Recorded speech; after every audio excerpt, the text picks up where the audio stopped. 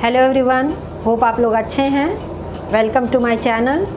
पिछले वीडियो में हमने कहा था कि आज आपके लिए मैं एक नया क्वेश्चन लेके आऊँगी जिस पे हम लोग जर्नल एंट्री पास करेंगे। तो क्वेश्चन अभी आपके स्क्रीन पे डिस्प्ले होगा, काइंडली उसका स्क्रीनशॉट ले लीजिए। तो क्वेश्चन मैं आपके लिए यहाँ पे एक्सप्लेन करती हूँ। यहाँ पे आपका बैलेंस शीट दिया हुआ है। बैलेंस शीट बिल्कुल सिंपल सा नॉर्मल है, कोई अब नॉर्मल आइटम मुझे नहीं दिख रहा है। एडजस्टमेंट में बोल रहा है the firm was dissolved on 1 April 2022 and the assets and liabilities were settled as following. Building was taken over by the creditors as their full and final payment. Building दिया था बेटा जी आपका 2,40,000, इसको कौन ले लिया? क्रेडिटर्स ले लिया in full and final settlement, मतलब उसका अकाउंट पूरा क्लियर हो गया। X accepted an unrecorded asset of ₹25,000 in full settlement of his loan. Balance sheet अगर आप देखेंगे तो वहाँ एक्स का लोन दिख रहा है 20,000। इसके बदले में इस बंदे ने क्या लिया? एक अनरिकॉर्डेड एसेट था, उसको वो ले लिया for ₹25,000। Furniture was taken over by Y for cash payment at 5% less than the book value. Furniture को दूसरा पार्टनर वाई लिया, जो वैल्यू दिया हुआ है फर्नीचर का उस पर 5% लेस करके। What is the value of furniture given? It is 1,75,000।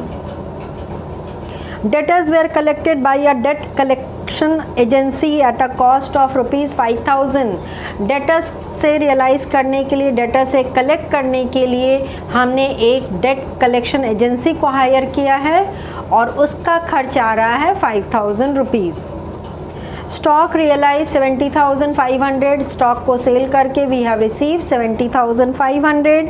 Expenses, realisation expenses payment करने की रिस्पॉन्सिबिलिटी कौन ले रहा है? सेकेंड पार्टनर है, ₹500। Actual expenses on realisation amounted to ₹1,000। Actual realisation का खर्च 1,000 है।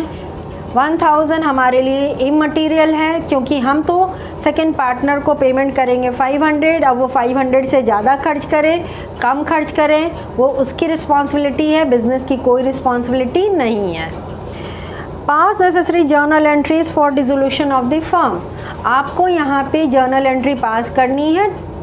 जर्नल एंट्री पास करने से पहले हम लोग थोड़ा वर्किंग नोट कर लेते हैं ताकि रियलाइजेशन से हमको कितना फ़ायदा या लॉस हुआ है ये हम कैलकुलेट कर सकें बाय प्रिपेयरिंग रियलाइजेशन अकाउंट। और कैपिटल अकाउंट भी बना लिए हैं ताकि कैपिटल का एक्चुअल पोजीशन हमको पता चल जाए, किस पार्टनर को कितना देना है या कितना लेना है। तो ये दोनों अकाउंट हमने ड्रॉ कर दिया है और ये मेरा वर्किंग नोट का पार्ट है, मेन आंसर का पार्ट नहीं है, but you will have to prepare these 2 accounts. ठीक है बच्चा लोग, तो let's begin. To building,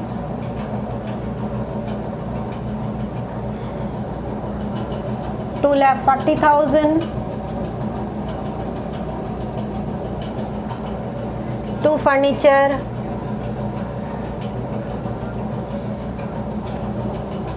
$1,75,000। To debtors,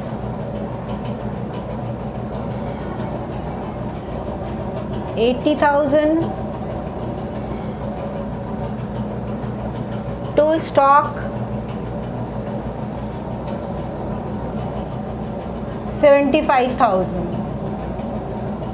तो एसेट्स को हमने ट्रांसफ़र कर दिया। कैश तो ऑब्वियस है नहीं जाएगा।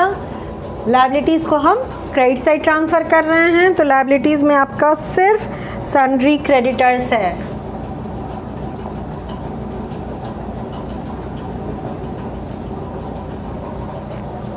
And the amount of creditors is 97,000।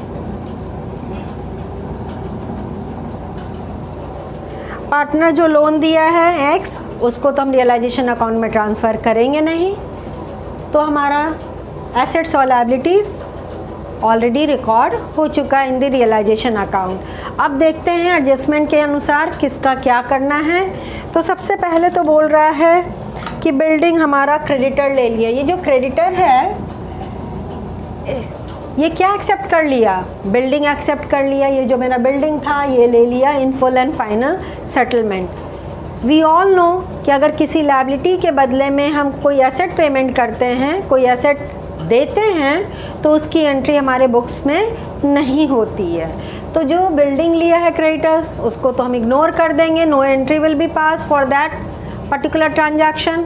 और एंट्री नहीं होगी तो यहाँ रियलाइजेशन अकाउंट में भी उसको कहीं शो नहीं करेंगे, है ना बेटा जी। नेक्स्ट एडजस्टमेंट एंट्री बोल रहा है कि partner X accepted an unrecorded asset against his loan. Loan का अमाउंट 20,000 था and the value of unrecorded asset was 25,000। तो लोन सेटल हो रहा है पार्टनर का, तो लोन यहाँ पे चला जाएगा by X loan account and the amount of loan was 20,000। Just like कि कोई पार्टनर अगर एसेट लेता है तो उसके कैपिटल अकाउंट में डेबिट करते हैं, यहाँ उसके लोन से एडजस्ट हो रहा है तो रियलाइजेशन अकाउंट में हमने उस पार्टनर का लोन लिख दिया है। नेक्स्ट एडजस्टमेंट बोल रहा है कि फर्नीचर कौन लिया, एक्स लिया है कैश पेमेंट करके। एक्स पेमेंट किया कैश और उसके बदले में ही टुक फर्नीचर। तो फर्नीचर कैश में जब पेमेंट किए हैं तो ये तो नॉर्मल सेल वाला एंट्री होगा, कोई दूसरा एंट्री नहीं होगा। तो उसके लिए हम क्या करेंगे, बाय कैश अकाउंट।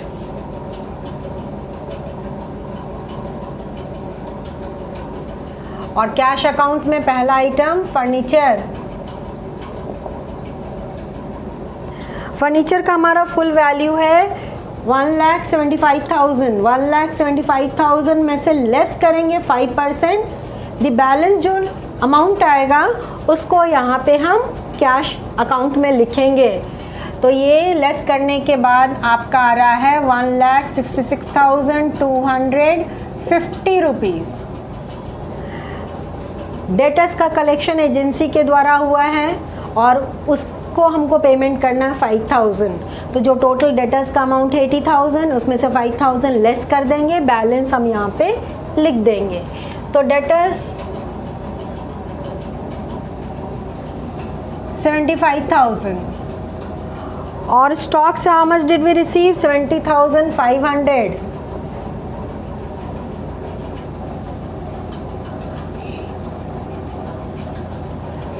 जो भी एसेट है उसका सेल वैल्यू आ गया, टोटल करके हम आउटर कॉलम में ले आएंगे।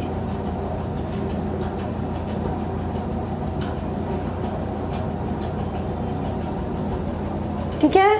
अब क्रेडिटर्स का तो लायबिलिटी हमने पेमेंट कर दिया, क्या दे करके, एक एसेट दे करके। रियलाइजेशन एक्सपेंस का पेमेंट हम किसको करेंगे, पार्टनर वाई को, and 500 has been paid to that partner. So let's write on the debit side 2Y's capital account, and this is for realization expenses.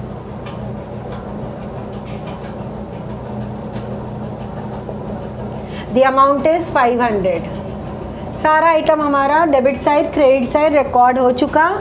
देखिए डेबिट साइड का total बड़ा दिख रहा है, क्रेडिट साइड का टोटल कम दिख रहा है। डेबिट साइड का टोटल हम it is equal to 5,70,500। Total तो ये क्रेडिट साइड का भी यही होगा, तो इसको हमने लिख दिया और इसमें से सारा आइटम घटा देंगे। Total comes to 4,28,750। इसको हम 5,70,500 से माइनस कर देंगे तो मेरा प्रॉफिट आ गया 1,41,750। और ये प्रॉफिट किस में बटेगा, ऑब्वियस है बिटवीन एक्स एंड वाई, तो बाय लॉस ट्रांसफर्ड।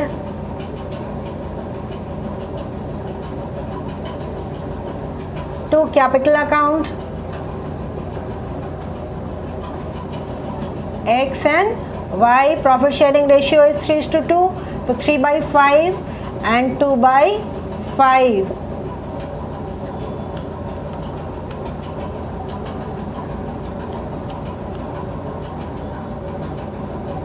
तो पहला पार्टनर को मिलेगा 85,050 रुपीज़ और दूसरा पार्टनर को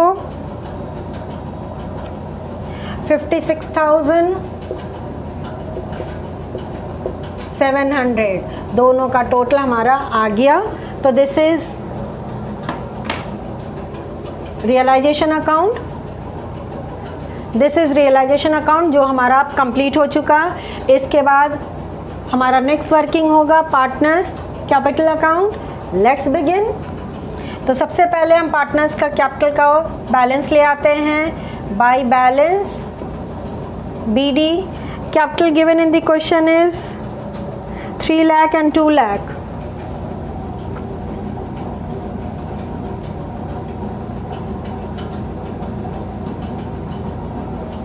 रियलाइजेशन अकाउंट में वाइस कैपिटल में गया हुआ है 500 डेबिट साइड. तो क्रेडिट साइड ले आते हैं बाय रियलाइजेशन अकाउंट. और किसके कॉलम में? ऑब्वियस है वाई के कॉलम में. और कुछ जाएगा क्या वाइस कैपिटल में? This loss it will transferred on the debit side.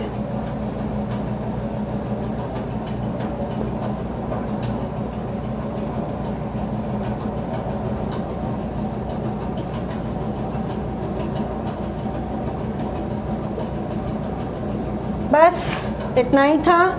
अब क्या करेंगे? क्रेडिट साइड के टोटल से डेबिट साइड का टोटल घटा देंगे and we will make the final payment to both the partners. इसका तो 3 लाख ही हुआ और दूसरे पार्टनर का टोटल आ रहा है 2,05,000.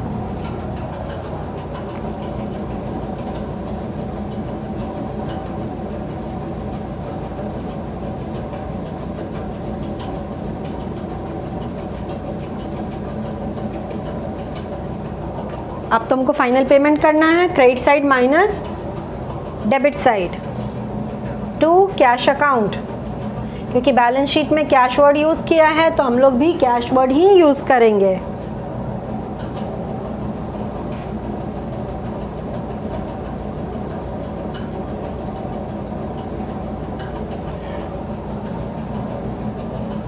This is final payment. Hope आपको क्लियर है. Realisation account and partners capital account दोनों वर्किंग मेरा हो चुका. एंड नाउ हम लोग जर्नल पे मूव करेंगे. तो let's begin. Shall we start? Yes, let's start with the journal. सबसे पहला realisation account debit.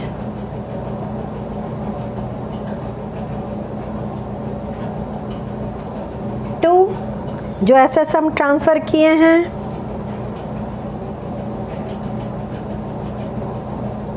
To building account, to furniture account,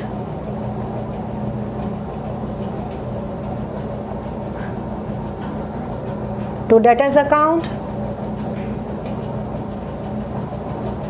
and to stock account.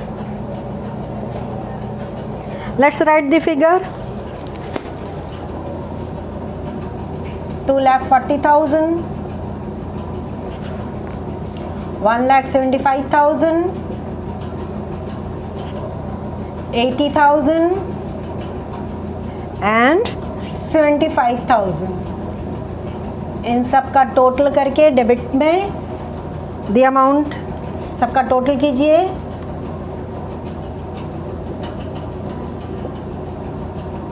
Assets have been transferred to realization account. Narration.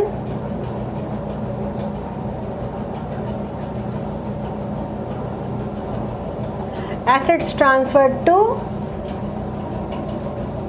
realization account. Over.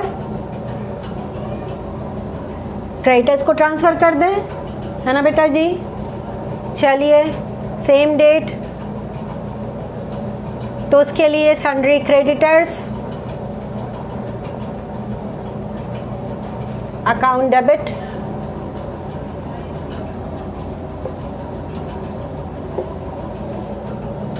to realization account, and the amount of creditors is 97,000.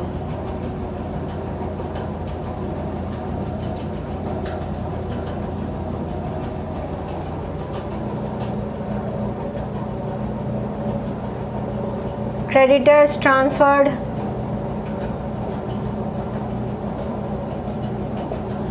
to realization account.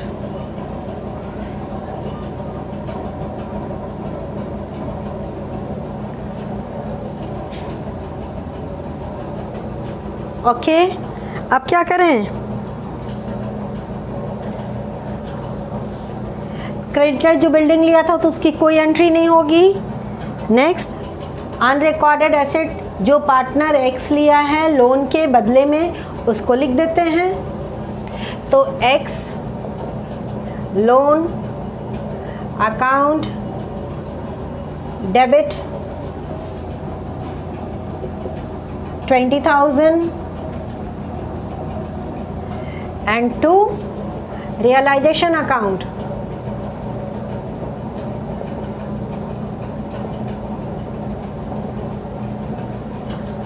X loan settled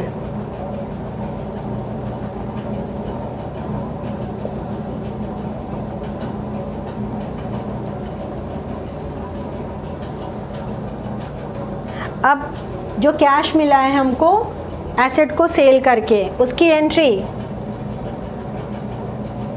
cash account debit and the amount was 3,11,050। Realisation account में हमने लिखा था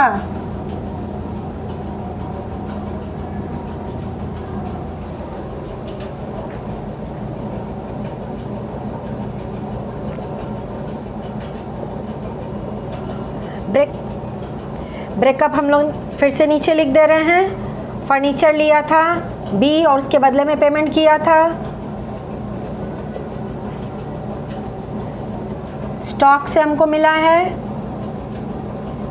और debtor से मिला था date collection agency के द्वारा।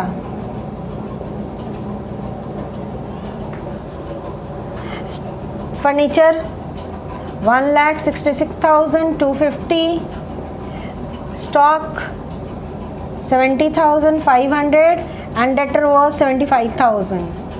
इन्हीं टोटल का करके हम बाहर जो लाए थे 3,11,750 एक में ही कंबाइन कर दिए हैं। आप अलग अलग भी सेपरेट जर्नल एंट्री पास करते सकते थे फॉर ईच आइटम। फर्नीचर के लिए अलग, स्टॉक के लिए अलग और डेटर्स के लिए अलग। जर्नल एंट्री तो वही होता तीनों सिचुएशन में, कैश को डेबिट करना पड़ता और रियलाइजेशन अकाउंट को क्रेडिट करेंगे। तो इसके लिए हम सिंगल जर्नल एंट्री पास कर दिए हैं। Narration assets realised.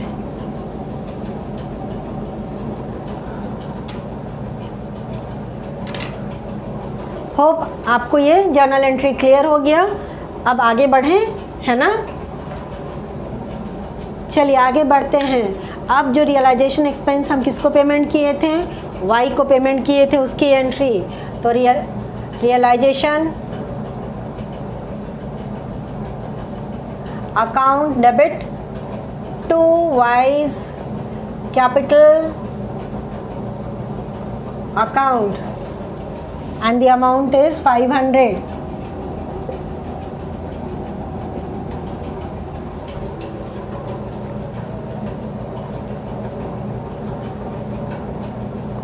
Amount given to Y for realization expenses। Okay, now distribution of loss। X capital account debit, क्योंकि लॉस है तो पार्टनर्स का कैपिटल अकाउंट तो डेबिट होगा। Y's capital account debit to realization account.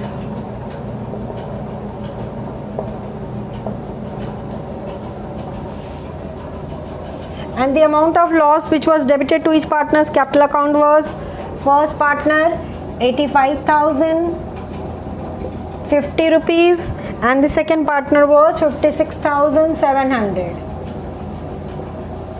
दोनों का total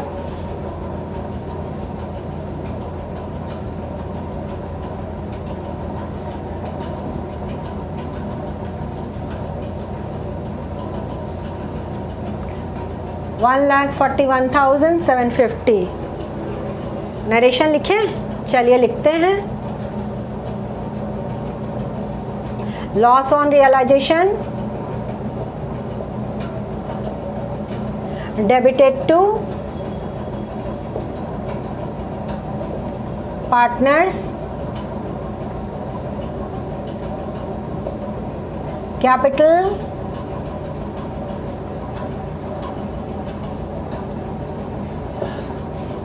account.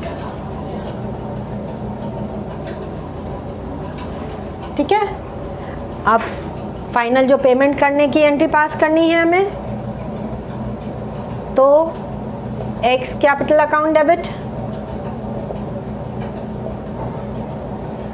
Wise capital account debit to cash account.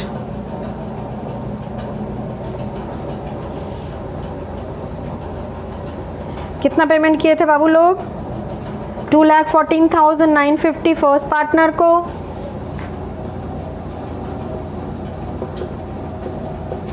Second partner को we had paid 1,43,800.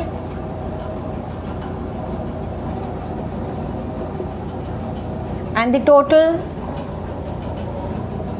the cash paid is 3,58,750. Sum total of these two amount. Narration we should write.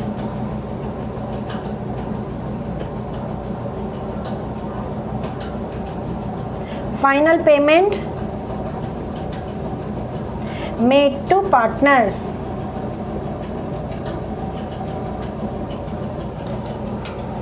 All the journal entries have been passed. अब कोई दूसरा journal entry हमको पास करने की ज़रूरत नहीं है, सारा एंट्री हो चुका. होप आपको सारा क्वेश्चन समझ में आ गया होगा. हमने स्टेप बाय स्टेप करके एक एक अकाउंट बनाया, वर्किंग नोट, और फिर हमने जर्नल एंट्री पास करके ओवर कर दिया. डिसोल्यूशन ऑफ पार्टनरशिप फर्म मेरा ओवर हो चुका. होप आपको सारा क्वेश्चन समझ में आ गया होगा. हमने स्टेप बाय स्टेप करके अकाउंट्स बनाया और फाइनली जर्नल एंट्री पास कर दी. Dissolution of partnership form chapter मेरा अब ओवर हो चुका है. हमने सारा from the first video till today सारा टॉपिक एक्सप्लेन करते हुए न्यूमेरिकल भी आपके लिए सॉल्व कर दिया है. होप आपको सारा क्लियर होगा. Now bye.